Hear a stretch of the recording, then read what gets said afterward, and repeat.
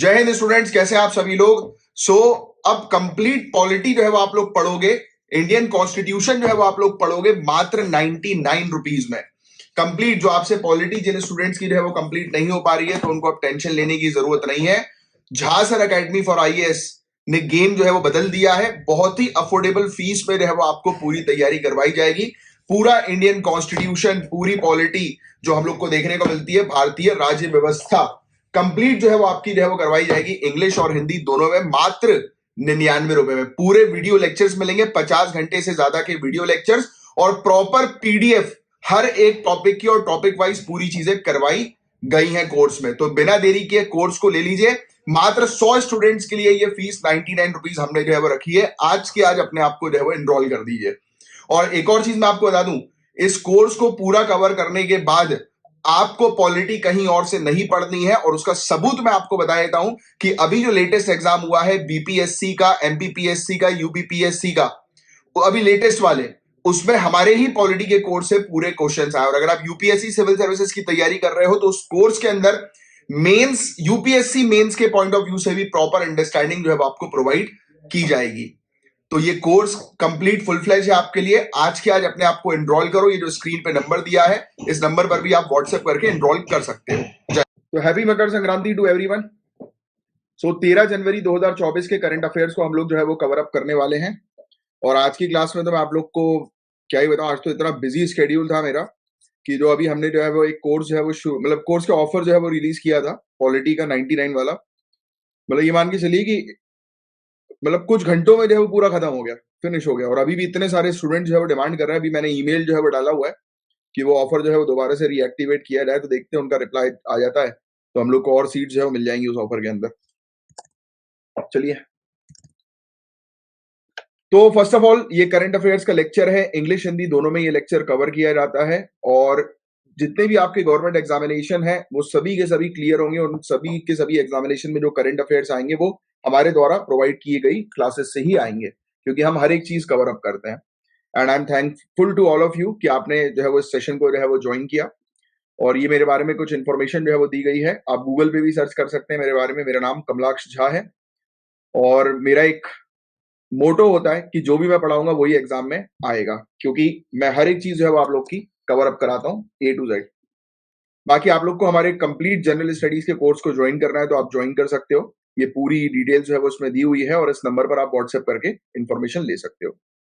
तो हम लोग कौन से टॉपिक्स को जो है वो कवर अप करेंगे तो उसके बारे में आपको बता दूं। तो climate change alert, world meteorological organization की एक रिपोर्ट आ रही है जो बोल रही है कि अलर्ट है भैया, क्योंकि आपको पता है कि स्थिति जलवायु परिवर्तन की बड़ी खराब हम लोग को जो है वो देखने को मिल रही है। अब एक इंद्रप्रस्थ का एक इंसिडेंट जो है वो सामने आया है। अब आपको पता है कि किडनी जो है वो बेची जाती है, तो कैच फॉर किडनी स्कैंडल को लेकर एक रिपोर्ट, एक आर्टिकल हम लोग को देखने को मिल रहा है। काफी इंपॉर्टेंट आर्टिकल है, इसके बारे में तो थोड़ी बहुत खबर आपको भी होगी कि किडनी जो है वो बेची जाती है, राइट। इस प्रकार की हरकतें हम लोग को जो है वो देखने को मिलती है, अनएथिकल प्रैक्टिस हम लोग को देखने को मिलती है मेडिकल इंडस्ट्री के अंदर। फिर एक सिटी ऑफ लेक प्रोजेक्ट हम लोग को देखने को मिल रहा है। और 3I मॉडल इलेक्ट्रिक व्हीकल्स के लिए बहुत इंपॉर्टेंट है। कॉन्फ्रेंस ऑफ पार्टी 28 के दौरान हम लोग को देखने को मिला। क्या कोई मुझे कमेंट बॉक्स में बता सकता है कि कॉन्फ्रेंस ऑफ पार्टी 28 जो है वो कहां पर हुई थी, किस क्षेत्र में हम लोग को ये कॉन्फ्रेंस ऑफ पार्टी 28 देखने को मिली, यानी कि किस कंट्री के अंदर। फिर Indian art architecture and design biennale हम लोग को जो है वो देखने को मिलता है। तो ये हर 2 साल में होने वाला एक इवेंट है जिसके बारे में हम लोग जो है वो चर्चा करेंगे। आईकार यानी कि Indian council of agriculture research का 142 बायो फोर्टिफाइड सीड वेराइटीज हम लोग को देखने को मिल रही है। तो बायो फोर्टिफाइड बीज कौन से होते हैं तो इसके बारे में हम लोग चर्चा करेंगे, बहुत इंपॉर्टेंट है, डायरेक्ट एग्जामिनेशन में आएगा। FDA ने अप्रूवल जो है वो दिया है CRISPR Cas9 based gene therapies का। तो जेनेटिक इंजीनियरिंग का अप्रूवल जो है वो FDA के द्वारा जो है वो दिया गया है, तो इसके बारे में हम लोग चर्चा करेंगे। अब ये एक फ्रॉग जो आपको जो है वो नजर आ रहा है, ये मेंढक, इस मेंढक की स्किन में जो है वो ऐसी प्रॉपर्टीज हैं जो कुछ जो पैथोजेंस को जो है वो अपने आप दूर कर सकती हैं। तो ये इस फ्रॉग को जो है वो स्टडी करके जो जो हम लोग को देखने को मिलता है ना कि पैथोजन से जो बीमारियां वगैरह जो होती है उसको दूर किया जा सकता है, कि भाई इसके अंदर क्या प्रॉपर्टी है इसके जीन्स में, तो जिसके कारण से जो है वो ये पैथोजन को जो है वो रेजिस्ट कर देता है। तो इसके बारे में हम लोग डिटेल में समझेंगे। फिर eastern Ghats nature interpretation centre एक हम लोग को देखने को मिल रहा है। आंध्र प्रदेश सरकार का, या मैं बोलूं आंध्र प्रदेश फॉरेस्ट डिपार्टमेंट का एक इनिशिएटिव है ये केंद्र को खोलना। तो इसके बारे में हम लोग जो है वो बात करेंगे। स्टूडेंट्स, अगर आप सिविल सर्विसेज की तैयारी कर रहे हैं, आईएएस, आईपीएस, एसडीएम, डीएसपी या कोई भी गवर्नमेंट एग्जामिनेशन को क्रैक करना चाहते हैं तो ये वीडियो एंड तक जरूर देखिएगा। सबसे पहले तो मैं आपको बता दूं कि हम क्या क्लेम करते हैं। हम ये क्लेम करते हैं कि 80% क्वेश्चंस एग्जामिनेशन में हमारी पढ़ाई गई क्लासेस और नोट से नहीं आए तो पूरी फीस वापस। और फीस को लेकर चिंता मत करना, आगे तक देखते जाओ, मजा आने वाला है। अब दिमाग में सवाल आएगा कि ऐसा कैसा क्लेम कर रहे हैं कि 80% क्वेश्चन एग्जामिनेशन में इनकी पढ़ाई गई क्लासेस से आता है। तो मैं आपको क्लियर कट बता दूं, हम बिल्कुल बेसिक, बिल्कुल स्क्रैच से पूरी चीज कवर कराते हैं सिलेबस के अकॉर्डिंग, जो सभी गवर्नमेंट एग्जामिनेशन के लिए काफी इंपॉर्टेंट होता है। यानी कि यूपीएससी सिविल सर्विसेज में प्रीलिम्स, मेंस, इंटरव्यू लेवल की कंप्लीट प्रिपरेशन, और कोई भी गवर्नमेंट एग्जामिनेशन के अंदर जो हम जनरल स्टडीज का कोर्स आपको प्रोवाइड कराएंगे वो पूरा का पूरा जो है वो आपके लिए सफिशिएंट होने वाला है, प्रीलिम्स, मेंस सबके लिए। इसके अलावा क्लासेस हम लोग कहां पर कंडक्ट करवाते हैं, तो हमारी एप्लीकेशन पर। हमारी एप्लीकेशन है, ये इसका नाम लिखा हुआ है, झांसर एकेडमी फॉर आईएएस, जो आपको प्ले स्टोर, ऐप स्टोर पर जो है वो मिल जाएगी, जहां से आप डाउनलोड कर सकते हैं और वहां पर आप कोर्स ले सकते हैं। बात करते हैं कोर्स की फीस क्या है। तो कोर्स की फीस में बताने से पहले आपको बताता हूं क्या क्या मिलेगा आपको कोर्स में। 500 से भी ज्यादा घंटों की लाइव क्लासेस, 280 से भी ज्यादा घंटों की करंट अफेयर्स की free class, free current affairs की क्लास। यानी कि अगर आप कोर्स नहीं भी ले रहे हैं तो रोज आपको करंट अफेयर्स की फ्री क्लास जो है वो लाइव हमारी एप्लीकेशन पर मिलेगी, प्लस उसकी रिकॉर्डिंग, प्लस उसकी पीडीएफ भी। इंग्लिश मीडियम, हिंदी मीडियम दोनों की क्लासेस अवेलेबल है। प्रॉपर आपको स्टडी मटेरियल दिया जाएगा, प्रॉपर नोट्स बनवाए जाएंगे क्लास में। और इतना बड़ा जो हम लोग क्लेम कर रहे हैं कि 80% एग्जामिनेशन में क्वेश्चंस हमारी प्रोवाइड की गई क्लासेस और नोट से आएंगे, उसके हर सैटरडे को प्रूफ देते हैं। जो भी एग्जामिनेशंस होते हैं, चाहे वो मेंस का हो या प्रीलिम्स का हो, हर सैटरडे वाले दिन उसका प्रूफ आपको दिखाया जाता है, जिससे कि आपके पास एक कॉन्फिडेंस आता है कि हाँ, हम भी एग्जामिनेशन को क्रैक कर सकते हैं। अब बात करते हैं फीस की। तो मात्र 7500, 7500 रुपए में पूरी एक साल की तैयारी। अब और सिर्फ फीस 7500 रुपए में अगर आप आज बुक करते हैं तो ये देखिए, जैसा कि आप देख सकते हो कि यहाँ पर पूरी किताबें हैं A to Z। तो ये आपके घर पर जो है वो डिलीवर करवाई जाएगी। इंग्लिश मीडियम की अलग किताबें, हिंदी मीडियम की अलग किताबें। अगर आज अभी के अभी बुक करते हो तो ये फ्री गिफ्ट हमारी तरफ से जो है वो आपको प्रोवाइड किया जाएगा। और इतना सब कुछ आपको कितने में मिलेगा? मात्र 7500 रुपए में, इंक्लूडिंग बुक्स जो आपके घर पर डिलीवर की जाएंगी, इंग्लिश मीडियम की अलग, हिंदी मीडियम की अलग। जो आपके, तो देरी मत करो, नीचे जो आपको बटन दिखाई दे रहा है लर्न मोर का या बाय नाउ का, उस पर क्लिक करो, डायरेक्ट कोर्स पे जाओ और कोर्स परचेज करो। जब आप कोर्स परचेज करोगे उसके बाद आपकी 1-to-1 लाइव काउंसलिंग होगी, और जिस काउंसलिंग में आपकी पूरी स्ट्रेटेजी बनवाई जाएगी कि कैसे इस एग्जामिनेशन को आप क्रैक कर सकते हो इजीली। सो देरी मत करो, तुरंत के तुरंत आज ही अपना एग्जामिनेशन क्रैक करने का सपना जो है वो साकार करो। जय हिंद। वर्ल्ड मेट्रोलॉजिकल रिपोर्ट जो है वो 2021 से 2030 की हम लोग को जो है वो देखने को मिल रही है, और ये काफी इंपॉर्टेंट टॉपिक है। इसकी एक अच्छी अंडरस्टैंडिंग जो है वो आप लोगों को होनी चाहिए। तो चलिए हम लोग स्टार्ट करते हैं हमारे टॉपिक को कि ये रिपोर्ट के अंदर क्या क्या चीजें जो है वो सामने आई हैं। तो रिपोर्ट ने ये चीज जो है बताई है कि ग्रीन हाउस गैसेस जो हम लोग को देखने को मिलती है, जो आप जानते ही हैं कि ग्रीन हाउस गैसेस जो है वो बहुत ज्यादा जो है वो बढ़ती जा रही है। कार्बन डाइऑक्साइड हो गई, बहुत ज्यादा जो है वो बढ़ रही है, जिसके कारण से एक्सट्रीम वेदर इवेंट्स हम लोग को जो है वो देखने को मिल रहा है। जितनी भी हम लोग को जो घटनाएं जो है वो मौसम से रिलेटेड देखने को मिल रही है ना, उसकी वजह ही ग्रीन हाउस गैस का एमिशन हम लोग को देखने को मिलता है। तो ये बात आप सभी जानते हैं। आज की डेट में अनइवन डिस्ट्रीब्यूशन ऑफ रेनफॉल जो है, बारिश कभी हो रही है कभी नहीं हो रही है, राइट। अचानक से ठंड के समय पर गर्मी जो है वो बढ़ जाती है, फिर अचानक ठंड हो जाती है। सब बीमारियों के भी हम लोग को वो देखने को मिलते हैं फैक्टर्स। इन सब चीजों के कारण बीमारियां होती हैं, लोग बीमार पड़ जाते हैं, राइट। एकदम से बोलते हैं ना कि मौसम में चेंजेस आ जाते हैं तो लोग बाग जो है वो बीमार पड़ जाते हैं। तो आप सोचिए, इतना फ्लक्चुएशन हम लोग को जो मौसम में देखने को मिल रहा है, उसकी वजह ग्रीन हाउस गैस का कंट्रीब्यूशन बताया जा रहा है इस रिपोर्ट के अंदर। और फिर इसके कारण जो हमारा इकोसिस्टम, जो हमारा पारिस्थितिकी तंत्र जो है, हमारा जो एग्रीकल्चर सिस्टम है, कृषि जो है, ह्यूमन पॉपुलेशन जो है, मानव आबादी जो है, इसके लिए ये सब चीजें जोखिम पैदा कर रही हैं। तो ये फैक्ट आप थोड़ा सा ध्यान में रखिएगा, हालांकि बहुत कॉमन चीज है, आपको पता ही होगी। इसके अलावा सबसे ज्यादा नुकसान इन सब चीजों का किसको होगा? तो सबसे ज्यादा नुकसान इन सब चीजों का होगा मरीन इकोसिस्टम को।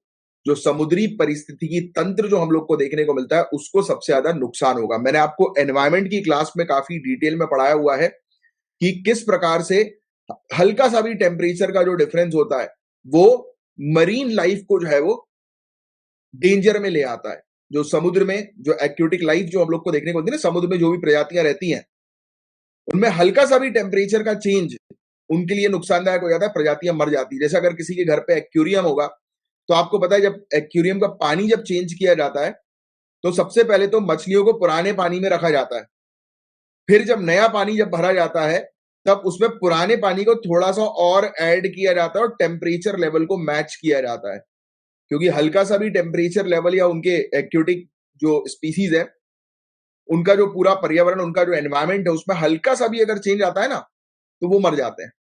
तो सबसे ज्यादा खतरनाक है ये जो चीज है क्लाइमेट चेंज, वो मरीन इकोसिस्टम के लिए है। तो ये चीज आप ध्यान में रखिएगा। और रिपोर्ट ये कह रही है कि हमें इसीलिए मरीन प्रोटेक्टेड एरियाज को प्रोटेक्ट करना, उनका संरक्षण करना बहुत ज्यादा जरूरी है।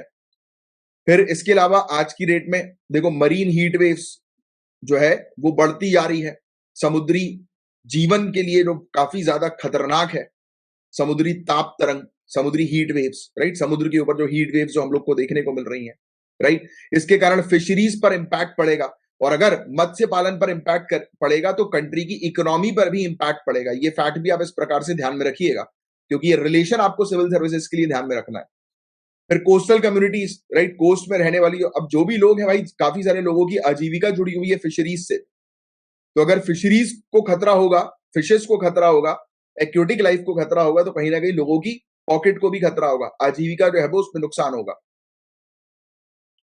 अब हम लोग को ग्रीनलैंड और एंटार्क्टिका वाला जो क्षेत्र देखने को मिल रहा है ना, वहां से बर्फ जो है वो पिघलती हुई नजर आ रही है, राइट। अब बर्फ जो है वो क्यों पिघल रही है? क्योंकि टेम्परेचर लेवल इंक्रीज हो रहा है, और टेम्परेचर लेवल इंक्रीज हो रहा है तो बर्फ पिघल रही है। बर्फ पिघलने के कारण क्या हो रहा है? ये पानी के कारण सी लेवल राइज हो रहा है। मैंने आपको बताया कि जब ये सी लेवल राइज होगा, समुद्र का स्तर जब बढ़ेगा, तब काफी सारे छोटे छोटे आइलैंड्स जो है वो पानी के नीचे आ जाएंगे और आबादियां खत्म हो जाएंगी आइलैंड्स में रहने वाली।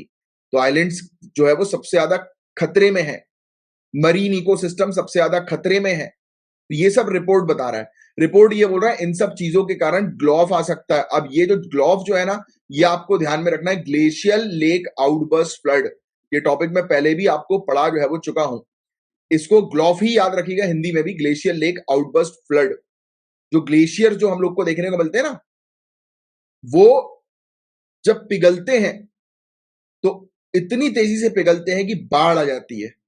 जो अब देखो ग्लेशियर से ही नदियां जो है वो बन रही हैं, तो ये अगर ग्लेशियर तेजी से पिघलेगा तो नदियों का बहाव जो है वो बढ़ जाएगा, और नदियों का बहाव जो है वो बढ़ेगा, दैट मीन्स की बाढ़। तो ये कह रहे हैं कि हमें आज की डेट में जो है वो बहुत सतर्कता से रहने की आवश्यकता है, वरना दिक्कतें बढ़ सकती हैं। फिर इन्होंने जो है वो कहा है कि क्लाइमेट, जलवायु को जो है वो नुकसान हम लोग को देखने को मिल रहा है, मरीन लाइफ को नुकसान हम लोग को देखने को मिल रहा है, पूरे दुनिया भर का जो पैटर्न है वेदर वो चेंज हो गया है, राइट। कहाँ गर्मी कहाँ सर्दी कुछ पता ही नहीं लग पा रहा है। आप लोग भी खुद ये चीज जो है वो नोटिस कर रहे हैं, हम सब नोटिस कर रहे हैं, राइट। तो ये चीज हम लोग को यहां पर देखने को मिली। तो बताइए सी लेवल बढ़ने का कारण जो है वो रिपोर्ट में क्या बताया गया है? जो समुद्री स्तर जो है उसमें तेजी से वृद्धि जो है वो किस कारण होगी, यानी कि क्या प्राथमिक कारण है, क्या प्राइमरी कॉज है? बताएं जरा कमेंट बॉक्स पर इसका आंसर लिखकर। तो भैया समुद्र में तेजी जो हुई है ना, yes, green house gas emission के कारण, क्योंकि ग्रीन हाउस गैस रिलीज हुआ है, इसका उत्सर्जन हुआ है, और उसके कारण टेम्परेचर लेवल बढ़ा है, और ग्लेशियर्स मेल्ट हुए हैं, आइस मास में लॉस हुआ है, और सी लेवल राइज हुआ है, राइट। तो ये प्राइमरी कॉज, मेन कॉज जो है वो ग्रीन हाउस गैस एमिशन है। वेरी गुड, बिल्कुल सही जवाब।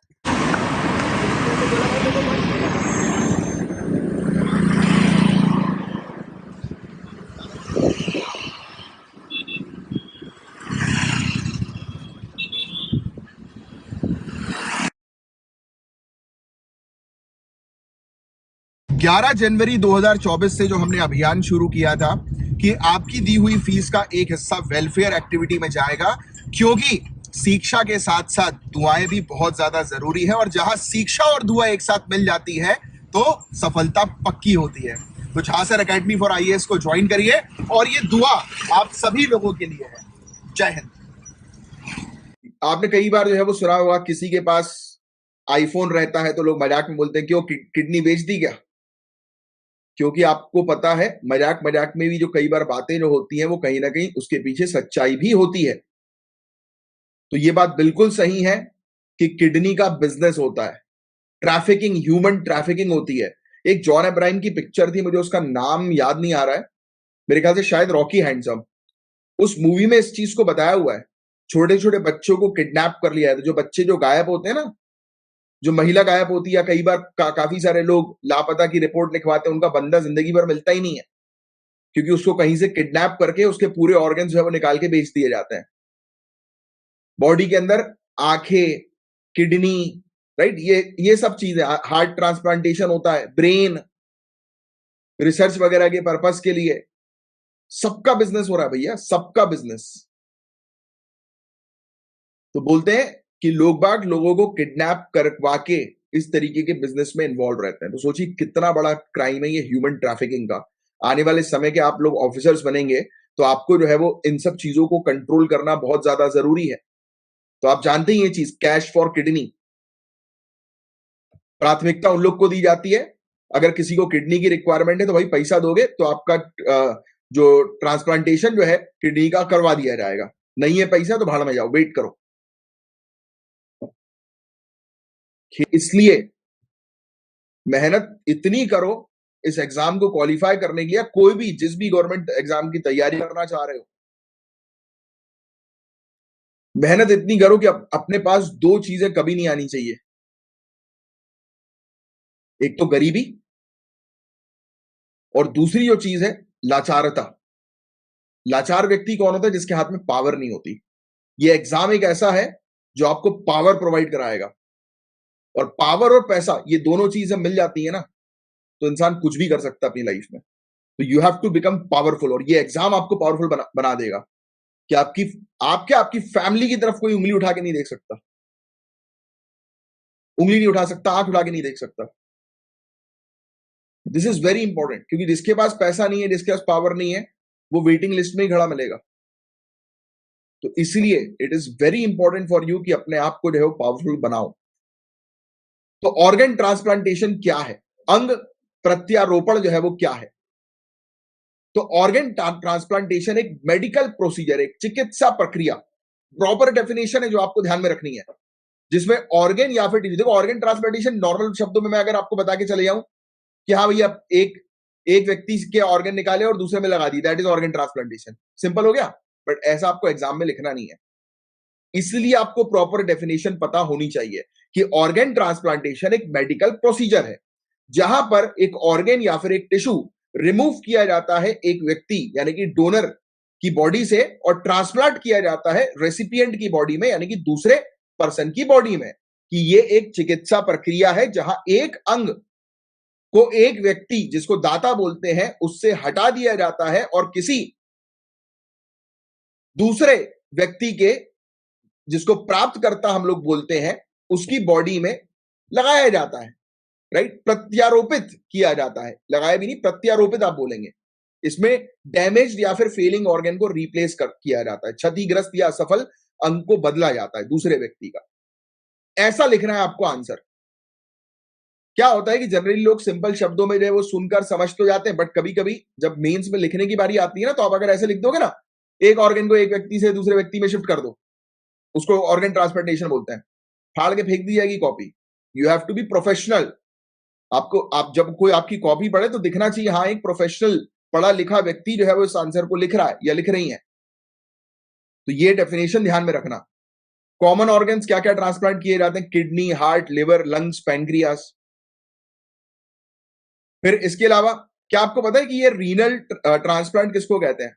रीनल ट्रांसप्लांट किडनी ट्रांसप्लांट ही होता है। ये फैक्ट ध्यान में रखिएगा। आज की रेट में हम लोग को देखने को मिल रहा है कि मात्र 6000 ट्रांसप्लांटेशन हर साल जो है वो किए जाते हैं, और 2 लाख से भी ज्यादा लोग जो है वो रीनल फेलियर से सफर करते हैं। सोचिए आप, 2 लाख से भी ज्यादा लोगों को परेशानियां है, बट ट्रांसप्लांटेशन सिर्फ 6,000 का ही हो रहा है on record. But of record इस काफी ज्यादा फिगर हम लोग को देखने को मिलता है। और सरकार जो है वो रेगुलेट करती है ऑर्गन डोनेशन और ट्रांसप्लांटेशन को एक कानून के थ्रू, जिसको हम लोग बोलते हैं transplantation of human organs act 1994। और सरकार के कुछ इनिशिएटिव्स हैं, जो है नेशनल ऑर्गन ट्रांसप्लांट प्रोग्राम, राष्ट्रीय अंग प्रत्यारोपण कार्यक्रम और modified national organ transplantation guideline, संशोधित राष्ट्रीय अंग प्रत्यारोपण दिशा निर्देश। ये पहल हम लोग को जो है वो इस प्रकार की सरकार की देखने को मिलती है। तो ये फैक्ट थोड़े से ध्यान में रखना, ये कानून और ये प्रोग्राम्स, ये किसके लिए है? ट्रांसप्लांटेशन के लिए हम लोग को जो है वो देखने को मिलता है, उसको रेगुलेट करने के लिए। और आज की डेट में मेडिकल इंडस्ट्री में आप देख ही रहे हो, अभी इंद्रप्रस्थ अपोलो हॉस्पिटल के अंदर एक स्कैम जो है वो सामने नजर आता है। ये एथिकल इशू जो है वो खड़ा कर दे, नैतिक मुद्दे जो है वो खड़ा कर देते हैं अंग तस्करी के, ऑर्गन ट्रैफिकिंग के। कोई व्यक्ति जो है वो हॉस्पिटल गया, उसको पता ही नहीं, उसकी किडनी निकाल ली। सोचो आप, स्टिचेस लगे हुए, बोल दिया कि अरे तुम्हारा एक्सीडेंट हुआ था तो यहां पर चोट आई थी तो हमने जो है उसको सीला है, फट गया था ये। गरीब व्यक्ति कहां कंप्लेन करे, उसको पता ही नहीं, फिर ऐसे ही वो मर जाएगा। जब देखिएगा उसको प्रॉब्लम्स होना शुरू हो गई, सोचेगा यार पता नहीं आजकल पहले के कंपैरिजन में थोड़ा ठीक नहीं लग रहा है अंदर से, शायद मैं गिरा हूं ना, एक्सीडेंट हुआ है मेरा, इसलिए ऐसा होगा। बेचारा भोला व्यक्ति, उसको थोड़ा पता कुछ। तो ऐसी हरकतें हो रही है, अनएथिकल प्रैक्टिसेस हम लोग को देखने को मिल रही हैं काफी सारी। ये तो एक मैंने आपको एग्जांपल दिया। कई बार जिनके पास पैसा है ना, उनको जो है वो हेल्थ केयर फैसिलिटी जल्दी मिल जाती है एज कंपेयर टू जिसके पास नहीं है। किसी की जान जा रही है, पहले ये पूछा जाता है कि पैसा है कि नहीं, तब बचाएंगे, वरना निकलो। तो देखो, इस प्रकार की सोसाइटी बन गई है। अब वो डॉक्टर भी क्या करे, डॉक्टर को भी घर चलाना है, बट घर चलाने के अलावा उसको मर्सिडीज भी चलानी है। यही तो प्रॉब्लम हो गई ना। मर्सिडीज चलाओ, मैं बोलता हूं सब चलाओ, बीएमडब्ल्यू, मर्सिडीज, ऑडी, घर के बाहर लाइन लगी रहनी चाहिए 50 गाड़ियों की। बट जो बिजनेस आप कर रहे हो उसमें एथिक्स जरूर होना चाहिए, तभी आप तरक्की करोगे, तभी आपको सपोर्ट मिलेगा, तब आप को जरूरत नहीं पड़ेगी कुछ करने की, ऑटोमेटिकली सब कुछ होता रहेगा, ऊपर वाला सब करवाता रहेगा, आपके पास ऑटोमेटिकली गिफ्ट्स आ जाएंगे। अरे भैया, जो इंसान बच जाएगा ना, वो जिंदगी भर आपको दुआ देगा, और दुआ से बड़ी चीज और कुछ होती नहीं है, ये बात मान के रख लो मेरी। और जब आप अपना मेंस का आंसर लिखोगे ना, तो उस मेंस के आंसर में इस प्रकार के एथिकल थिंकर्स को भी शामिल करना है, जैसे हिपोक्रेट्स, जिन्हें फादर ऑफ वेस्टर्न मेडिसिन जो है वो कहा जाता है। क्या कहा जाता है? फादर ऑफ वेस्टर्न मेडिसिन, पश्चिमी चिकित्सा का जनक हिपोक्रेट्स को माना जाता है। इमैनुअल कांत, जिन्हें जो है वो जिन्हें जाना जाता है डियोन डियोंटोलॉजिकल एथिक्स के लिए। किसके लिए? डियोंटोलॉजिकल एथिक्स, डियोंटोलॉजिकल नैतिकता के लिए। आप बोलोगे कि सर ये तो समझा दो, ये डियोंटोलॉजिकल एथिक्स क्या है, तो समझा देते हैं। तो मॉरल फिलॉसफी के अंदर, नैतिक दर्शन में डियोंटोलॉजिकल एथिक्स या डियोंटोलॉजी क्या होती है? ये एक नॉर्मेटिव एथिकल थ्योरी हम लोग को देखने को मिलती है। मैं पहले आपको पूरा पढ़ देता हूं, उसका समझाऊंगा। It is a normative ethical theory that the morality of an action should be based on whether that action itself is right or wrong under a series of rules and principles rather than based on the consequences of action. नैतिक दर्शन में डेंटोलॉजिकल ethics या हम लोग को नैतिकता या dentology मानक नैतिक सिद्धांत है इस प्रकार का कि किसी कार्रवाई की नैतिकता इस पर आधारित होनी चाहिए कि कार्रवाई के परिणाम पर आधारित होने के बजाय नियमों और सिद्धांतों की एक श्रृंखला के तहत वह कार्रवाई सही है या गलत है। देखिए, अब ये चीज देखो, अभी आपको ऊपर से गई हुई फिलॉसफी है, अब मैं आपको उसको सिंपल शब्दों में समझाता हूं, इसको तोड़ना पड़ेगा।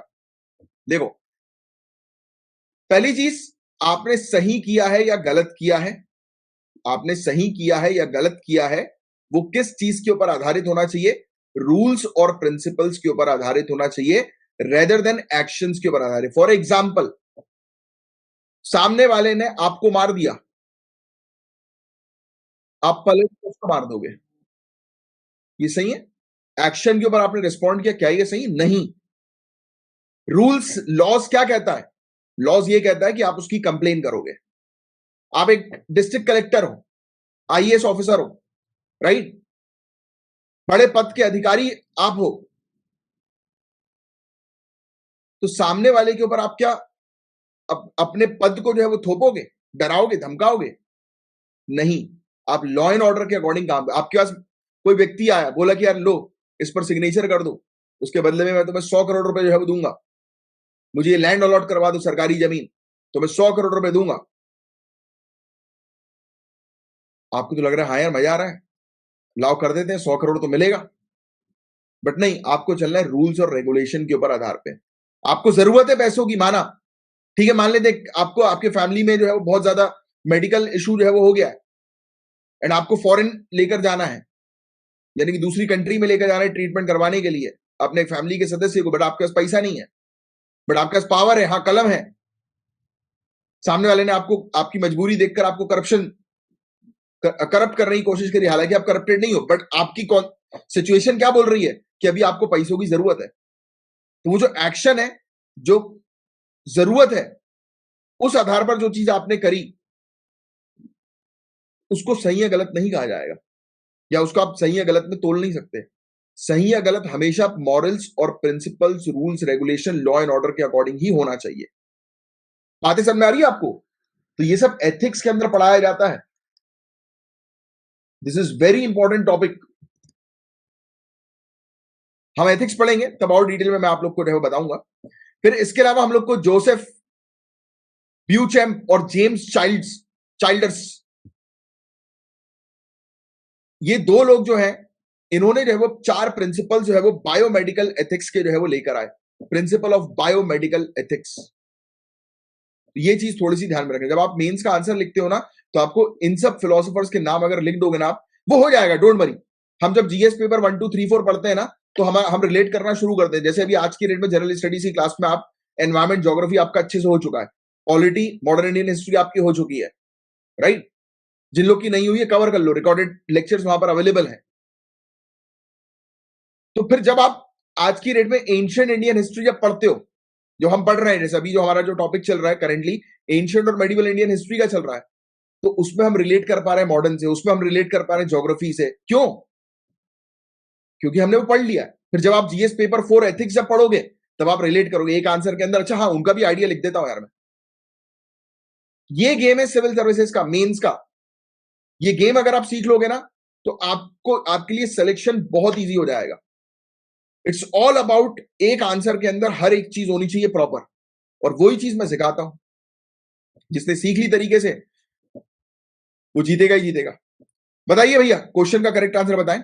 तो अभी थोड़ी देर पहले आपने आंसर जो है वो दे ही दिया था। यूएई के अंदर कॉन्फ्रेंस ऑफ पार्टी 28 हम लोग को जो है वो देखने को मिल रही थी। मैंने जो क्वेश्चन आपसे पूछा था, तो अभी हम लोग को देखने को मिला कि 2 प्रोजेक्ट जो है वो दिल्ली सरकार ने इसी के आधार पर जो है वो शुरू किए हैं।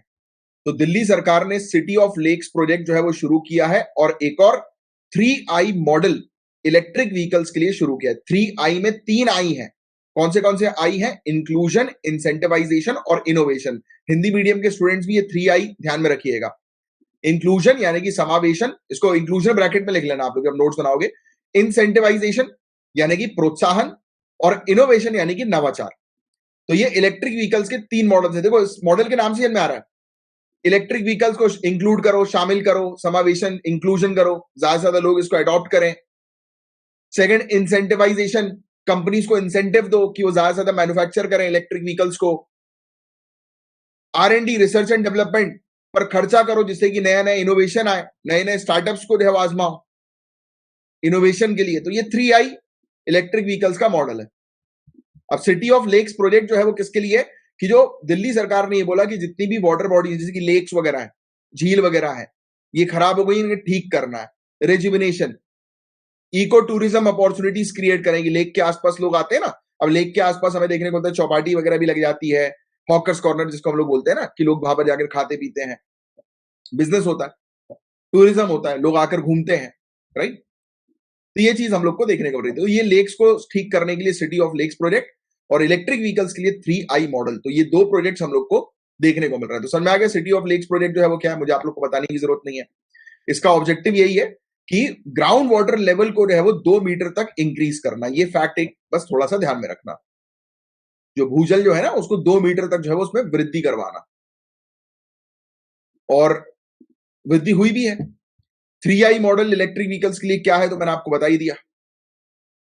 फिर इसके अलावा C40 नेटवर्क का जो है वो क्या सिग्निफिकेंस हम लोग को जो है वो देखने को मिलता है। तो C40 नेटवर्क, अब ये चीज ध्यान में रखना, ये प्रीलिम्स में पूछी जाएगी आपसे कि C40 नेटवर्क जो है वो क्या है।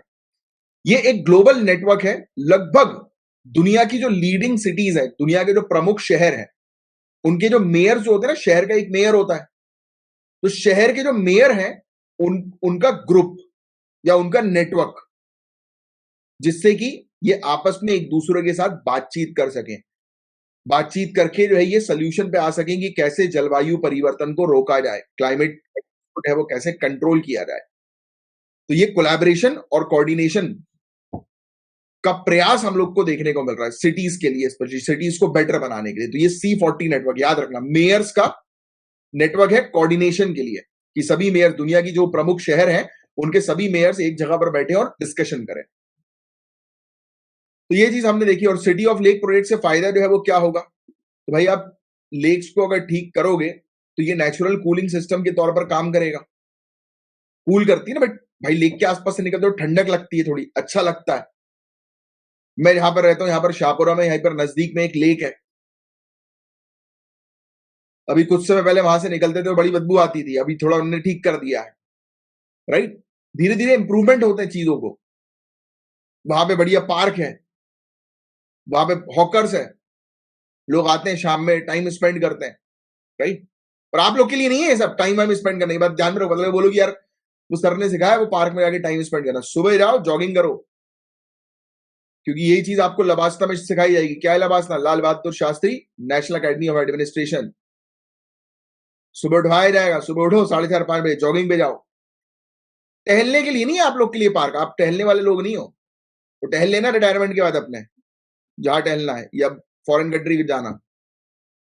आप ब्यूरोक्रेट्स लोग हो यार, ऑफिसर लोग हो। आप लोग के लिए आराम, घूमना फिरना ये सब नहीं है, ये सब कॉमन मैन के लिए होता है। आप लोग राजा हो, पावरफुल लोग।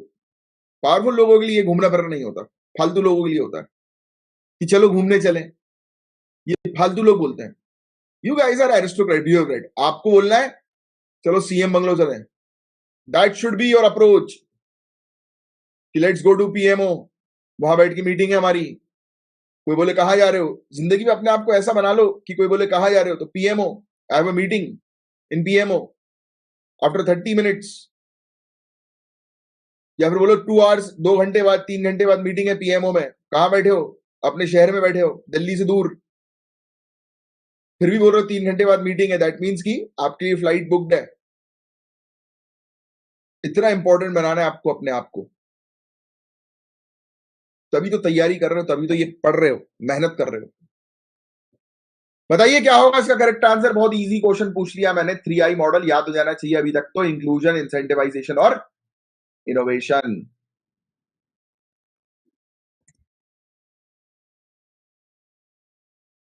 घूमना फिरना नहीं है। मैं देखता हूं लोगों को मॉल घूम रहे हैं, मॉल घूमने की जगह है? क्या करोगे मॉल जाके? इंस्पेक्शन करना है आप लोगों को।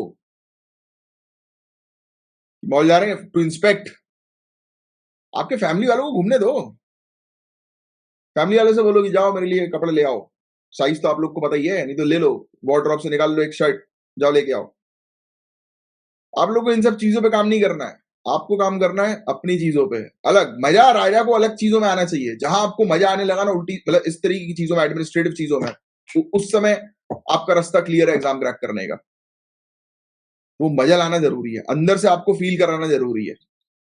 फालतू घूमना फिरना नहीं है। इधर उधर घूम रहे हैं साहब, बैठे हुए पार्क में, दोस्तों के साथ बातचीत कर रहे हैं। दोस्त बनाओ, ग्रुप रखो और बातचीत करो इंटरनेशनल रिलेशंस की। दोस्तों के साथ बैठ के चाय भी पी रहे हो, बात करो करंट अफेयर्स की। पूछो उससे क्वेश्चन कि यार मेरा ये कॉन्सेप्ट क्लियर नहीं हुआ था पॉलिटी के अंदर, ये फंडामेंटल राइट्स में ये कैसे आ गया, बताओ। ये होता है गेम आप लोगों का। तो वो रास्ता चूज करना पड़ेगा, रास्ता चूज नहीं कर रहे हो ठीक, तो कहां से फिर बोलोगे कि एग्जाम क्रैक नहीं हो रहा? नहीं हो रहा क्योंकि पर्सनालिटी वैसी नहीं डेवलप कर रहे हो। करो डेवलप पर्सनालिटी वैसी कि टाइम वेस्ट नहीं करना है। Indian art architecture and design biennial 2023। तो ये बाइनियल जो होता है ना, इसका मतलब होता है कि एक ऐसा इवेंट जो साल में 2 या 3 साल बाद आता है। जनरली 2 साल बोलते हैं, बट 2 और 3 इयर्स डेफिनेशन में लिखा रहता है। तो कोई भी एक ऐसा इवेंट जो 2 साल में एक बार होने वाला, तो ये हम लोग को देखने को मिलता है। तो Indian art architecture and design event है एक 2 साल में एक बार होने वाला। तो इसी के बारे में हम लोग जो है वो चर्चा करेंगे। तो पहला ये इवेंट है, इसलिए आपको ध्यान में रखना है। और ये हुआ है नई दिल्ली के अंदर लाल किले में। इसका उद्घाटन हम लोग को देखने को मिला और इसमें जो है वो उद्घाटन किया गया आत्मनिर्भर भारत सेंटर फॉर डिजाइन का, एबीसीडी का, और स्टूडेंट बाइनियल का, समुन्नाति का। राइट। तो ये चीज थोड़े से टर्म्स ध्यान में रखो, प्रीलिम्स में आ जाते हैं और ये आर्ट एंड कल्चर के पॉइंट ऑफ व्यू से इंपॉर्टेंट टॉपिक है। सो इसका मेन ऑब्जेक्टिव क्या है कि इंडिया की जो डाइवर्स हेरिटेज है ना, हमारी जो विरासत है विविध, और जो हमारे अलग अलग प्रकार के कल्चर्स हैं, उनको एक जगह पर एकत्रित करना, लोगों को इन्फॉर्म करना, अवेयरनेस क्रिएट करना, प्लेटफॉर्म प्रोवाइड कराना आर्टिस्ट को, आर्किटेक्ट्स को, डिजाइनर को, और कल्चरल डायलॉग में पब्लिक को एंगेज करना, पब्लिक को अपनी संस्कृति के साथ जोड़ना। आजकल लोग इतने यो हो गए कि अपने आर्ट एंड कल्चर की तरफ ध्यान ही नहीं देता कोई। बट ध्यान कब दोगे? जब पढ़ोगे, जब दिमाग जो है वो सही डायरेक्शन में होगा, तब ध्यान दोगे। मेरे एक स्टूडेंट है, बढ़िया अच्छी तैयारी कर रहे हैं। तो उन्होंने अभी बीच में वो कहीं पर गए थे, तो किसी मंदिर वगैरह में गए थे, मुझे एग्जैक्टली याद नहीं आ रहा। तो उन्होंने बोला था कि सर मैंने ये चीज देखी थी, ये मंदिर में ये बना हुआ था। मैंने कहा ये पहले भी आपने देखा हो, बट आपने ध्यान नहीं दिया क्योंकि आपने पढ़ा नहीं था। ये होती है ताकत पढ़ाई की। This is the power of education and study. जब आप पढ़ लेते हो ना, आपके आसपास सब कुछ है, बट आप ऑब्जर्व उन चीज को करते हो। अब देखो, एक व्यक्ति है, उसका ध्यान गंदी चीजों में ज्यादा जाएगा, बट एक नॉलेजेबल पर्सन है, वो अच्छी चीजें देखा, वो गंदे में भी अच्छे को ढूंढ लेगा। खजुराहो के अंदर जो टेम्पल्स हम लोग को जो है वो देखने को मिलते हैं, तो जो घटिया सोच का व्यक्ति है उसको घटिया नजरिए की तरह से देखेगा, और जो अच्छी सोच का व्यक्ति है उसको एक आर्ट एंड कल्चर के पॉइंट ऑफ व्यू से जो है वो देखेगा। एक अश्लील सोच होती है और एक जो सोच जो होती है ना वो पॉजिटिव होती है। तो आपको हमेशा अपनी सोच पॉजिटिव बनानी है। होता है भाई, इंटरव्यू में भी ऐसे ऐसे क्वेश्चन जो आ जाते हैं ना कि हिल जाओगे आप। अभी मैं ओझा सर की रील देख रहा था, उनके एक स्टूडेंट से जब वो एक क्वेश्चन पूछा इंटरव्यू का, उन्होंने वो बता रहे थे कि आप खड़े हो अपने रूम में और आपने कुछ पहना नहीं है, आपकी बहन अचानक से रूम के अंदर आ जाती है, आपका क्या रिएक्शन होगा? आंसर ये होना चाहिए, रिएक्शन ये है कि बहन तो सर वो 1 साल की बच्ची है, उसमें बोलूंगा कि अरे बेटा 1 मिनट रुको, आ रहा हूं। This is the reaction. 1 साल की बच्ची बोल दिया कि सर बहन 1 साल की है ना, वो रेंगते हुए आ गई, तो फर्क नहीं पड़ा, मैंने फटाक से टॉवल पहन लिया। This is the reaction. क्या चीज आपके दिमाग में तुरंत क्लिक करी, दैट इज इंपॉर्टेंट। तो हेरिटेज, कल्चर, हम दूर हो गए। नेक्स्ट, एबीसीडी, आत्मनिर्भर भारत सेंटर फॉर डिजाइन। इस इवेंट के दौरान इसका क्या रोल था? तो आत्मनिर्भर भारत सेंटर फॉर डिजाइन जो है, it is expected to promote unique and rare crafts of India. इसका ऑब्जेक्टिव ये है कि हमारे जो रेयर क्राफ्ट्स है ना, उनको प्रमोट करना, इनोवेशन को बढ़ावा देना, कोलैबोरेशन करना आर्टिशियन डिजाइनर्स के साथ, इंडिया के रिच आर्टिस्टिक और डिजाइन हेरिटेज को जो है वो शोकेस करना, बताना लोगों को, दुनिया को बताना कि देखो हमारा कल्चर, हमारा हेरिटेज कितना शानदार है। और ये जो है वो कंट्रीब्यूट करेगा इनोवेशन में, कोलैबोरेशन में। तो ये चीज मैंने आपको ऑलरेडी बताई थी, इसमें और कुछ नहीं है, बस इतनी सी चीज। तो पहला Indian art architecture and design biennial कहां पर हम लोग को जो है वो देखने को मिला कि इसका उद्घाटन हुआ? तो नई दिल्ली के अंदर red fort. Indian council of agriculture research ने 142 फोर्टिफाइड सीड की वैरायटीज जो है वो सामने रखी है। सबसे पहले तो मैं आपको ये समझाता हूं कि ये फोर्टिफाइड सीड्स होते क्या है या बायो फोर्टिफाइड। तो देखो, फोर्टिफिकेशन एक शब्द है। इसमें क्या किया जाता है कि सीड्स में जो है वो एक्स्ट्रा न्यूट्रिएंट्स डाले जाते हैं। क्रॉप्स के अंदर एक्स्ट्रा न्यूट्रिएंट्स डाले जाते हैं। जैसे चावल में विटामिन सी ऐड कर दिया कि जब एक व्यक्ति जो है वो खाए एक प्रोडक्ट को, तो सिर्फ कार्बोहाइड्रेट्स का इंटेक नहीं होना चाहिए, विटामिन का भी इंटेक होना चाहिए। मतलब कि जो बीज है उसमें अलग से जो है वो न्यूट्रिएंट्स ऐड कर देना, उसको बोलते हैं बायो फोर्टिफिकेशन। बात समझ में आई? क्वेश्चन अगर आपसे पूछ लिया जाएगा कि बायो फोर्टिफिकेशन जो है वो क्या है, तो सीड्स में एक्स्ट्रा न्यूट्रिएंट्स ऐड करना। जो देखो, कुछ तो है उसमें भाई, जो उसकी प्रॉपर्टी है वो तो है, बट उसमें एक्स्ट्रा ऐड कर देना। क्योंकि देखो, हमारे देश की जनता जो है, आज भी ऐसा है, काफी सारे लोग जिनको 2 टाइम खाना नहीं मिल पा रहा, और अगर आपको मिल पा रहा है तो मेहनत करो। उन लोग जब मेहनत करके एग्जामिनेशन क्रैक कर लेते हैं या बड़े व्यक्ति बन जाते हैं, या अपने फैमिली में देखो किसी ना किसी को, किसी ने परिश्रम करके, आपके फादर, आपकी मदर, वो परिश्रम कर रहे हैं इसलिए आप यहां तक पहुंचे हो। उनको देखना जरूरी है। उनको देखिए, उनको देखोगे ना तभी एक मोटिवेशन मिलेगा कि यार मेरे पेरेंट्स ने जब इतना करके मुझे यहां तक लेकर आ गए। फिर भी लोग कंप्लेन पता नहीं क्यों करते हैं, ओ पापा ने गाड़ी नहीं दिलाई यार। पता नहीं ये क्या है, कंप्लेन किस चीज की भाई? कंप्लेन नहीं करना है, you don't have to complain. जितना मिला है उतना बहुत बढ़िया है, और फोड़ो यार गेम। अब आपके हाथ में गेम, अब करना आपको है। अभी भी लगे हो कि पेरेंट्स करके दें सब कुछ, तो नहीं बन पाएगा भाई काम। ICAR 142 bio fortified seed varieties. तो देखो, अभी ICAR, Indian council of agriculture research, भारतीय कृषि अनुसंधान परिषद, इन्होंने 2014 से लेकर अभी तक 142 बायो फोर्टिफाइड सीड की वैरायटी डेवलप करी, जिसमें 124 जो है वो फील्ड क्रॉप्स थे, 18 जो है वो हॉर्टिकल्चर क्रॉप्स हम लोग को देखने को मिले थे, जैसे राइस, व्हीट, मेज, पियल मिलेट्स और स्वीट पोटैटो। तो ऐसे हम लोग को देखने को मिलते थे, चावल, गेहूं, मक्का, बाजरा, शकरकंद। तो ये सब मेन ऑब्जेक्टिव जो है बायो फोर्टिफाइड सीड की वैरायटी का डेवलप करने का क्या है, तो अब आपके पास ही इसका आंसर है कि न्यूट्रिशनल कंटेंट, न्यूट्रिशनल कंटेंट जो है वो प्रोवाइड कराने क्रॉप के अंदर बिना मिट्टी और पानी को अफेक्ट किए।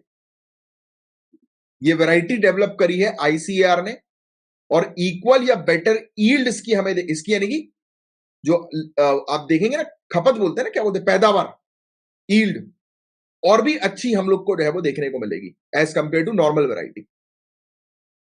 ठीक है, और इसमें कोई भी एक्स्ट्रा पैसा जो है वो कल्टीवेशन में नहीं लगेगा, यानी कि किसान को जो है वो अलग से जो है एक्स्ट्रा पैसा नहीं लगाना पड़ेगा। तो ये चीज है। तो लोगों को टाइम पे खाना नहीं मिल पा रहा है आज की रेट में, लोग कुपोषित होते आ रहे हैं हमारी कंट्री के अंदर। हमारी कंट्री के अंदर माल न्यूट्रिशन वाले लोग हैं, उनको खाना नहीं मिल रहा है।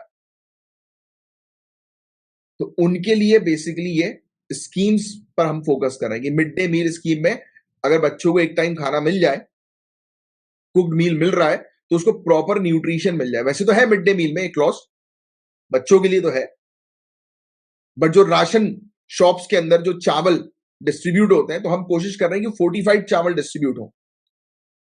तो उस पर ICAR काम कर रही है, बायो फोर्टिफिकेशन पर, राइट?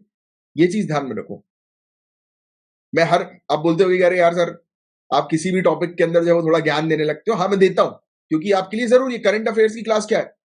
करंट अफेयर्स की class is your motivation class, मैं ये मानता हूं। इस क्लास के जरिए जो है आप पढ़ो, आप सीखो, क्योंकि नई नई चीजें सीखने को मिल रही हैं। और उसके साथ साथ, और ऐसा भी नहीं है कि हर एक टॉपिक के अंदर मैं कहीं से भी कुछ भी उठा के मोटिवेशन डालता हूं, टॉपिक से रिलेटेड ही डालता हूं। अभी कुपोषण का टॉपिक आया तो मैंने आपको समझाया कि भैया देखो, लोगों को खाना नहीं मिल पा रहा है, आपके पास अगर वो व्यवस्था है तो लगकर मेहनत करो ना यार। जिनको खाना नहीं मिल पाता, जिसको भूख होती है, उसके आप 12th फेल पिक्चर देखो। आप मनोज जी के का देखो, रियल बिल्कुल कहानी है। अगर नहीं लगता कि रियल नहीं है तो देख लो लल्लन टॉप, उसमें इंटरव्यू है उनका पूरा, समझ में आ जाएगा। तो बायो फोर्टिफाइड सीड, अब ध्यान सुनना, अब आपको पढ़नी definition. Bio fortified seed, they are bred varieties that aim to enhance nutritional content without adverse effect on soil and water ecology। कितनी बढ़िया डेफिनेशन है। बायो फोर्टिफाइड बीज ऐसी नस्ल है जिनका उद्देश्य मिट्टी या जल परिस्थितिकी पर प्रतिकूल प्रभाव डाले बिना पोषण सामग्री को बढ़ाना, एनहेंस करना न्यूट्रिशनल कंटेंट को। और ये क्या सिग्निफाई करता है कि न्यूट्रिशनल डेफिशिएंसी जो है उसको हम ठीक कर सकें, मतलब जो कुपोषण की प्रॉब्लम जो है या पोषण संबंधी कमियां जो हम लोग को देखने को मिल रही है उसको दूर किया जा सके और अच्छा न्यूट्रिशन जो है वो लोगों तक पहुंचाया जा सके। तो आपको ऐसे रिलेट करना है इस टॉपिक को, ठीक है। और बायो फोर्टिफाइड सीड जो है वो कंट्रीब्यूट करेगी सस्टेनेबल एग्रीकल्चर में, न्यूट्रिशनल कंटेंट एनहेंस हो जाएगा बिना कोई एडिशनल कॉस्ट के। तो ये मैंने आपको ऑलरेडी बता ही दिया है। बताइए मेन ऑब्जेक्टिव जो है वो क्या है बायो फोर्टिफाइड सीड वेराइटी को डेवलप करने का, फटाक से बताएं। आपको याद आ रहा होगा कि मैंने आप लोग को एक टॉपिक जो है वो पढ़ाया था क्रिस्पर कैस9 टूल का। तो क्रिस्पर कैस9 टूल जो होता है ना, और ये सिविल सर्विसेज कई बार पूछ चुकी है, तो क्रिस्पर कैस9 टूल जो होती है वो एक जीन एडिटिंग टूल होती है। मतलब जो हमारा जो जीनोम जो होता है ना, जीनोम जो कंप्लीट सेट ऑफ डीएनए होता है, तो उसमें जीन्स होते हैं, जैसे कि ये जीन्स है। तो अगर कोई जीन खराब है तो उसको ठीक करके रिपेयर करके वापस लगाने की जो टेक्निक होती है वो क्रिस्पर कैस9 की हम लोग को देखने को मिलती है। बिल्कुल ऐसी सीजर वाली होती है। अब सीजर का मतलब ऐसा नहीं कि इतना बड़ा दिखाई देता है, आपको पता है कि ये बहुत ही माइक्रोस्कोपिक होता है, right. FDA, food and drug administration जो यूनाइटेड स्टेट्स की है, इसने अप्रूवल दे दिया है। किसको अप्रूवल जो है वो दिया है? जीन थेरेपीज को दिया है। 2 जीन थेरेपीज को सिकल सेल डिजीज के लिए। सिकल सेल डिजीज जो होती है ना, ये जो रेड ब्लड सेल्स जो हमारे होते हैं जो ऑक्सीजन प्रोवाइड कराते हैं बॉडी को, तो ये जो वो जो होते हैं वो खराब हो जाते हैं, उनका शेप जो होता है वो चेंज हो जाता है। और ये इनहेरिटेड बीमारी होती है सिकल सेल डिजीज। इनहेरिटेड मतलब मदर से फादर से जो है बच्चों को आई हो, तो ये इनहेरिटेड बीमारी हम लोग को देखने को मिलती है। तो 2 बेसिकली जीन थेरेपी का अप्रूवल जो है वो दे दिया है सिकल सेल डिजीज के लिए यूनाइटेड स्टेट्स की एफडीए ने, फूड एंड ड्रग एडमिनिस्ट्रेशन ने। नाम रखा है एक का कैसगेवी। कुछ याद आ रहा है? कुछ दिनों पहले कैसगेवी के बारे में हमने बात करी थी। ये टॉपिक मैंने बोला है कि 99 नहीं 100% एग्जाम में आएगा, 100% लिख के ले लो कैसगेवी। अब जिन बच्चों ने ये टॉपिक नहीं पढ़ा है पढ़ लेना, कुछ मत करो, कैसगेवी लिखो और उसके आगे झांसर एकेडमी फॉर आईएएस लिख दो, तो आपको कैसगेवी का टॉपिक मिल जाएगा। और एक हम लोग को जो है वो देखने को मिल रही है वो है ली लिवजेनिया लिवजेनिया लिवजेनिया। तो कैसगेवी को डेवलप किया है वर्टेक्स फार्मास्यूटिकल ने और क्रिस्पर थेरापेटिक्स ने, और लिवजेनिया को डेवलप किया है ब्लूबर्ड बायो ने। तो वो इतना ध्यान में नहीं रखना, ये 2 आप टेक्नोलॉजी ध्यान में रखो। ये जीन एडिटिंग थेरेपीज है जो कि सिकल सेल बीमारियों को जो है वो ठीक करने के लिए हमें देखने को मिल रही है, जिसको एफडीए ने अप्रूवल दे दिया है, बस। तो कैसगेवी जो है वो क्या है मैंने आपको बता दिया, क्रिस्पर जीन एडिटिंग टेक्नोलॉजी है, क्रिस्पर कैस9 के ऊपर बेस्ड। और पहला ट्रीटमेंट यूनाइटेड स्टेट्स के अंदर हम लोग को देखने को मिला है जिसने Nobel prize winning CRISPR gene editing technology जो है वो यूटिलाइज कर दी है। तो क्रिस्पर जीन एडिटिंग टेक्नोलॉजी है ना, उसको नोबेल प्राइज मिल चुका है। तो पहला ट्रीटमेंट जो है वो हम लोग को यूनाइटेड स्टेट्स के अंदर कैसगेवी की मदद से देखने को मिल रहा है। और ये मैंने आपको लिंक भी जो है वो दे रखी है, आपको पीडीएफ में अगर इस पर क्लिक करोगे तो आपकी जो है वो वीडियो ओपन जो है वो हो जाएगा। और 12 साल से ऊपर के उम्र के लोगों के लिए जो है ये और मतलब जीन एडिटिंग का इस्तेमाल जो है वो किया जा सकता है, यानी कि एज गैप जो है वो दे दिया है, एज मतलब स्लैब कि 12 इयर्स या उससे ऊपर पर ही ट्रीटमेंट होगा इसका। और सिकल सेल डिजीज जो है वो क्या है, तो मैंने आपको बता दिया कि डायरेक्टली रेड ब्लड सेल को जो है वो अफेक्ट करता है। इनहेरिटेड वंशानुगत रक्त विकार ब्लड डिसऑर्डर हम लोग को देखने को मिलता है, जिसमें आप बस ध्यान में रखना कि जो ब्लड का जो शेप होता है ना वो चेंज हो जाता है, वो सिकल की तरह हम लोग को देखने को मिलता है, राइट। बस इतनी सी चीज है इस टॉपिक के अंदर, और कुछ नहीं है। तो बताएं इसका क्या होगा करेक्ट आंसर। देखो बेचारे मेंढक को जो है पकड़ लिया। ह्यूमंस की बात माननी पड़ेगी, ह्यूमन अपने लिए जो है वो कुछ भी कर लेता है। अब इस मेंढक की मैं आपको खास बात बताता हूँ। सबसे पहले तो ये जो मेंढक है ना, इसकी स्किन में कुछ ऐसी चीजें हैं, मतलब ये ऐसे हार्मोन्स जो है ये रिलीज करता है अपनी स्किन से, कि इसको पैथोजन अटैक नहीं कर पाता। तो जैसे पैथोजेंस के कारण कई काफी सारी बीमारियां होती है ना, तो इसको पैथोजन अटैक नहीं करता। तो अब ह्यूमन को पता लग गया ये वाली चीज। तो ह्यूमन को जैसी पता लगी, अब ह्यूमन क्या कर रहा है, हम लोग क्या कर रहे हैं, अब हम लोग इसके ऊपर बेचारे के ऊपर स्टडी कर रहे हैं, काटेंगे पीटेंगे इसको, राइट, और देखेंगे कि भाई क्या वजह है कि इसके ऊपर जो है वो क्यों अटैक नहीं कर रहा है, वो कौन सा इसके अंदर जीन है जिसको लेकर इसको इसके ऊपर पैथोजन अटैक नहीं करता। तो फिर वो साइंस एंड टेक्नोलॉजी में जो है वो हेल्प करेगा, फिर आगे चल के हम लोग को हेल्प करेगा। तो देखो, ये जो मेंढक है, फ्रॉग है, इसकी स्किन की पावर इतनी है कि इसके अंदर LLTIL पेप्टाइड हम लोग को देखने को मिलती है। ये पेप्टाइड जो है वो बेसिकली एक प्रोटीन, एक प्रकार का हम लोग को जो है वो देखने को मिलता है। तो इस पर हम लोग जो है वो बात करेंगे। एमिनो एसिड होता है बेसिकली एक प्रकार का, वो सबकी बॉडी में जो है वो रहता है। तो इसकी स्किन से जो सीक्रेट हो रहा है LLTIL पेप्टाइड, तो वो काफी हेल्पफुल होने वाला है साइंस एंड टेक्नोलॉजी के लिए। अब देखिए, फोकस जो है, एक स्टडी कंडक्ट करी है रिसर्चर्स ने, इंडियन इंस्टीट्यूट ऑफ साइंस के मॉलिक्यूलर बायोफिजिक्स यूनिट ने। स्टडी जो है वो पेप्टाइड्स पर हम लोग को देखने को मिली थी। जो फ्रॉग है, एक मेंढक है, और उस मेंढक का नाम ही थोड़ा सा आपको ध्यान में रखना है, बजट। तो बजट इसका जो है वो नाम हम लोग को देखने को मिल रहा है मेंढक का। तो इसकी स्किन को जो है वो स्टडी किया जा रहा है, और स्किन में कुछ ऐसे एंजाइम्स हैं जो कि रोकते हैं डिजीज कॉजिंग पैथोजेंस को। क्या करते हैं? रोकते हैं डिजीज कॉजिंग पैथोजेंस को। तो ये फैक्ट आप ध्यान में रखिएगा, जो रोग पैदा करने वाले रोगजनक जो होते हैं, उन उनको मतलब द्वारा उत्पादित एंजाइम से लड़ने की उनमें क्षमता हमें देखने को मिलती है। यानी कि सिंपल शब्दों में, ये बजट नाम का फ्रॉग है जिसकी स्किन पर ऐसा पेप्टाइड है, ऐसे आप कह सकते हो कि एंजाइम्स है, हार्मोन्स है, जो ये रिलीज करता है, सिक्रीट करता है, जिसके चलते इसको कोई भी पैथोजन अटैक नहीं कर पाता, या बीमार करने वाला पैथोजन इसको अटैक नहीं कर पाता। तो रिसर्चर ने आइडेंटिफाई किया कि ये LLTIL टाइप का पेप्टाइड हम लोग को इसकी स्किन पर जो है वो देखने को मिलता है, राइट। तो बस ये चीज ध्यान में रखो, बाकी ये सब कार्ल्सबर्ग और प्रोटीनेज के ध्यान में रखने की जरूरत नहीं है।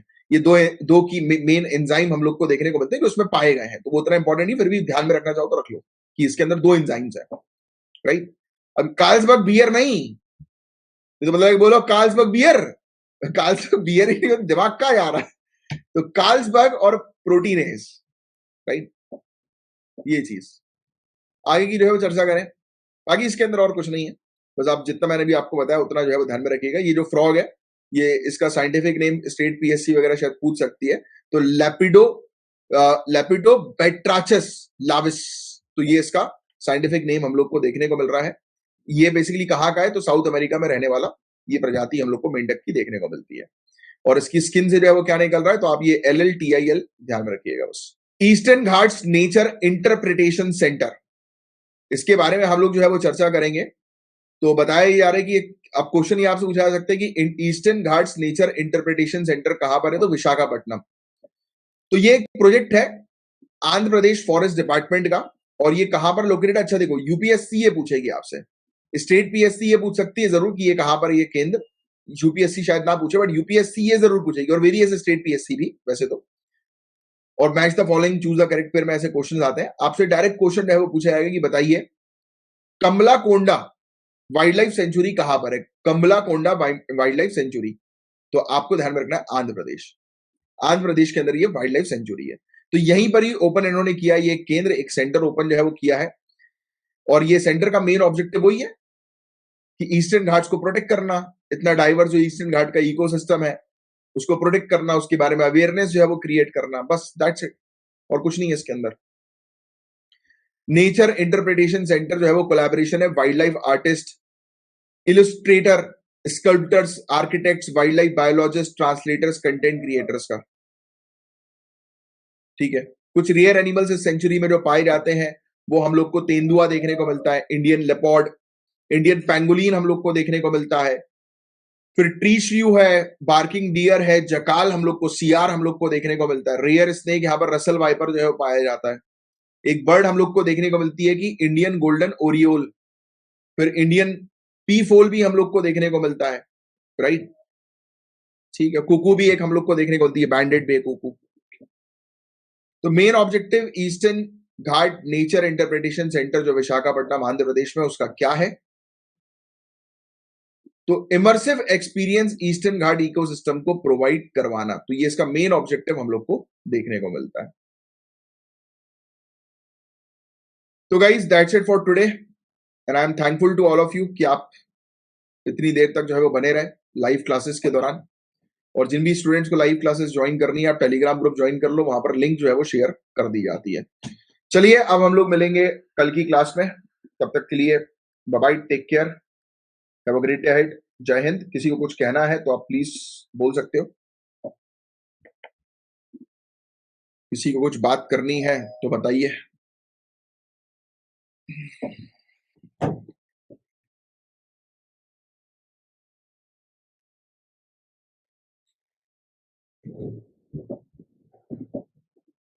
चलो साइन ऑफ करूं,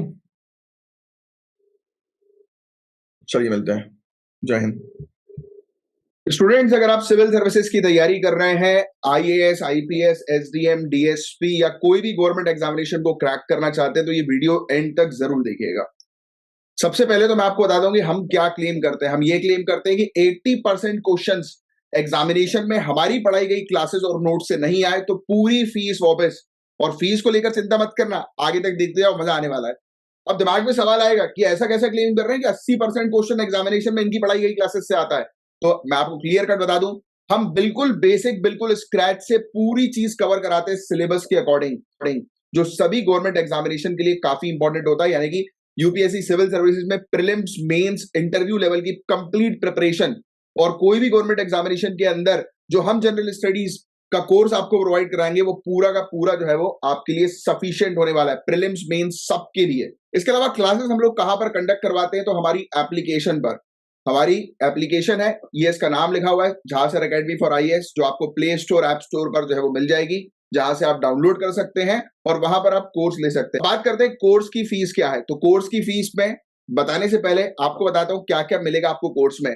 500 से भी ज्यादा घंटों की लाइव क्लासेस, 280 से भी ज्यादा घंटों की करंट अफेयर्स की free class, free current affairs की क्लास। यानी कि अगर आप कोर्स नहीं भी ले रहे हैं तो रोज आपको करंट अफेयर्स की फ्री क्लास जो है वो लाइव हमारी एप्लीकेशन पर मिलेगी, प्लस उसकी रिकॉर्डिंग, प्लस उसकी पीडीएफ भी।